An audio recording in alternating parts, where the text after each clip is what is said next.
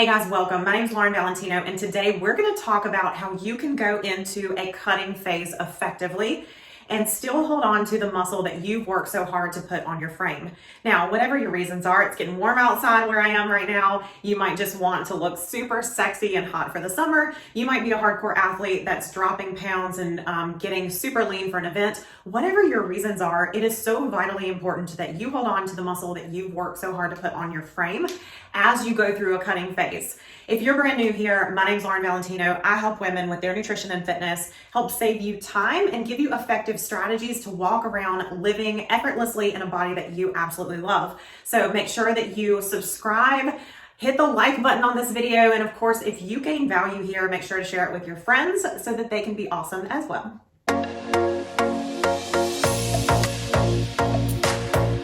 So before we dive into the 5 ways that you can protect muscle mass as you rapidly burn body fat, you need to understand the 4 reasons that we are here for it on protecting the muscle that we have on our frame. So this is really important, guys.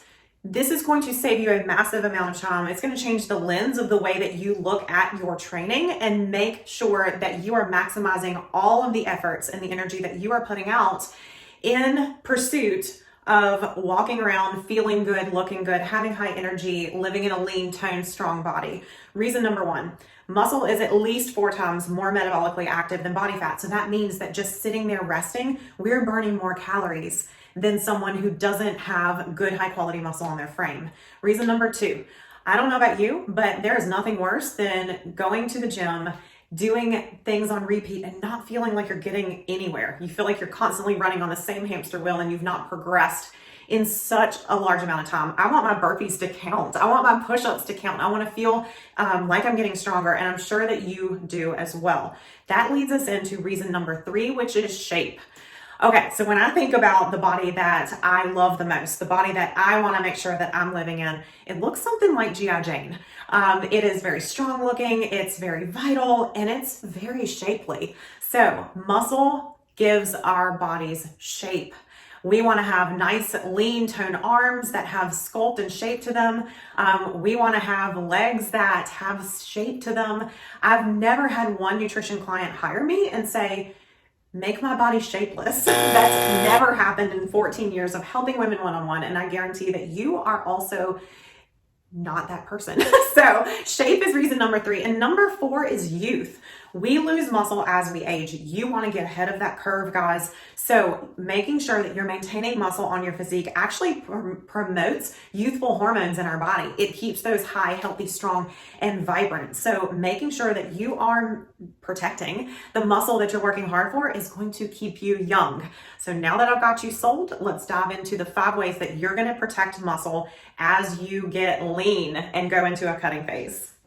Okay, we are diving into the 5 ways that you are going to protect muscle on your body as you shred body fat. Number 1 is prioritize protein.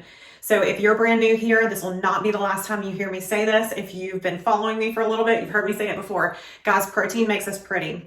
Every single cell in the human body uses amino acids, the building blocks of protein, to generate, regenerate, or to thrive. Okay, so all of our hair, thick hair, beautiful skin, a toned, firm physique, all of those come from the macronutrient of protein. So making sure that you prioritize protein is absolutely vital because it is what builds our muscle mass. The other thing that absolutely matters for you as you are planning going into a cutting phase is plan each and every one of your meals centered around 25 to 35 grams of protein. Your body is unable to store protein in the way that it can store fats and in the way that it stores carbohydrates in our system. So making sure that you have a good steady stream of protein coming in at each meal matters. Then if you want to make sure that you're protecting muscle on your frame, you have to make sure that you're getting 1 gram of protein per pound of body weight. There's definitely schools of thought here, guys, and we can argue it, but the simplest method is to aim for 1 gram per pound of body weight. And that will ensure that you're getting enough protein. Again, sliding scale, you can use 0.75 all the way up to 1.5 grams per pound, but easy math, 1 gram per pound of body weight. Number 2 is to maintain a small to moderate caloric deficit. All right, hang with me here. So you absolutely do have to be in a calorie deficit for your body to burn body fat. That is what we must understand before we have this conversation. However, large caloric deficits and crash diets do not work because they're extremely difficult for your body to maintain. Now, buckle up, ladies, because our bodies work a little bit differently, because biologically, all our bodies care about is making sure that they keep us alive. So our bodies work to beat our heart, to make sure our respiration happens, brain function, all the functions, okay?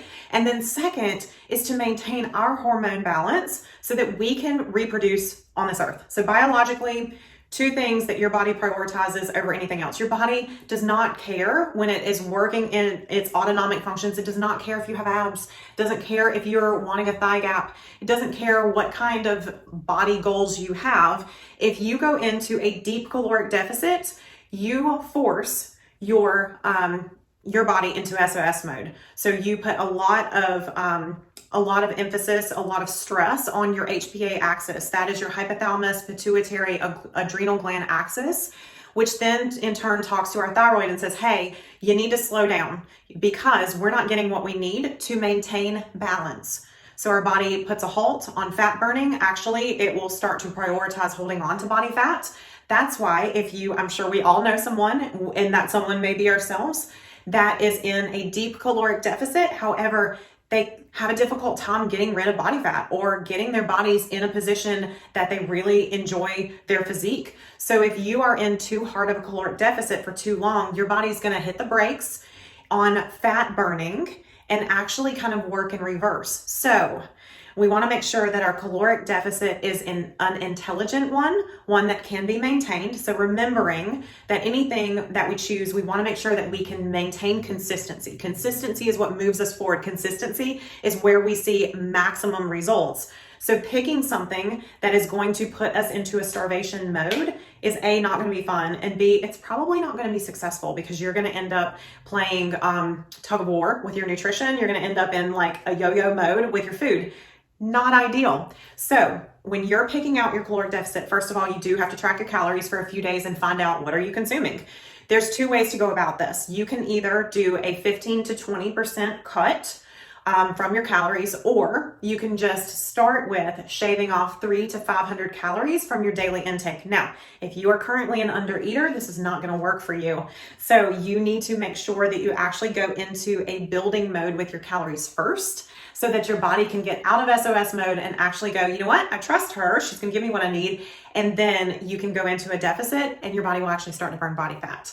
So I hope that all makes sense. But do not think that more is better when you're talking about a caloric deficit. Your body's going to go into doing what it needs to do to maintain. Okay, so if your calories are cut too hard, your body's going to pull from your muscle tissue. It's going to say, oh, all right, we're not getting what we need. So we're going to cannibalize the muscle on her frame. Terrible. So you would go into holding body fat and your body eating your muscle. That's not ideal. So maintain a small to a moderate caloric deficit and you're going to have maximum success. Number 3, eat real food. Okay, so I am a huge advocate of eating real food. It is very difficult for you to overeat if you're eating real food.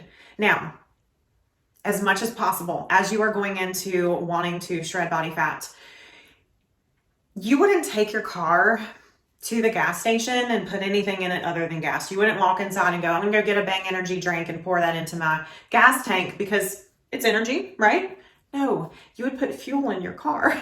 So our bodies are designed to function off of real food. The more you can prioritize putting real food in your body, the more you're gonna love the body that you live in. The more you're gonna see your systems function well, the less GI issues you're going to experience, the less headaches you're gonna have, the better sleep you're gonna get. Trust me when I tell you, if you should be eating ingredients instead of reading your ingredients and assessing whether or not they're good for you. So, fastest way to lean and tone, great muscle, loving your body is to eat real food. Number 4, strength train. Okay, so this seems so obvious, almost so obvious that I didn't add it on here. However, after 14 years of working closely with women and leading large communities of health and fitness, I had to add this here. So if you're wanting to get leaner, you actually need to strength train. Where women get a little confused about this is they wear trackers. Okay, I love my Apple Watch, love it. Absolutely have to have it when I'm doing any type of exercise because I enjoy tracking numbers. However, if you are uninformed of the science of how your body works, you're going to go do cardio and you're going to be like, wow, I burnt way more calories than I did going in and strength training. However, going back to reason number one, or like the initial reasons of why we want muscle on our frame, is because muscle actually burns more long term. So you absolutely have to strength train if you are going to protect the muscle on your frame, and it actually turns our bodies into fat burning machines. You do not have to neglect the cardio. I'm just here to tell you that if you want to get the results that you want faster, then you must strength train. Final reason number 5, steady state cardio. It is important for me to start this one though by saying that any cardio is better than no cardio, especially if you are wanting to burn body fat. However, steady state cardio gets our heart rates up just enough to burn body fat while also protecting our muscle mass. Now, again, definitely get the cardio in, okay? Especially if you are on a fat burning journey. But if you have time for steady state, prioritize that over any other type of cardio, and you're gonna see maximum results in holding on to your muscle tissue while you burn body fat. Okay, that is our 5 reasons for today. I hope you feel a lot more educated in going into your caloric deficit, your body fat burning session or season where you're gonna get lean and get to enjoy just more visibility into what you've worked so hard to build. If you have any questions, make sure that you drop those below. And before you leave me, if you haven't yet, definitely subscribe. I put out a new training each week. And if you found value here, like and share with your friends so that they can get the same benefit as you. Have an awesome day. See you soon.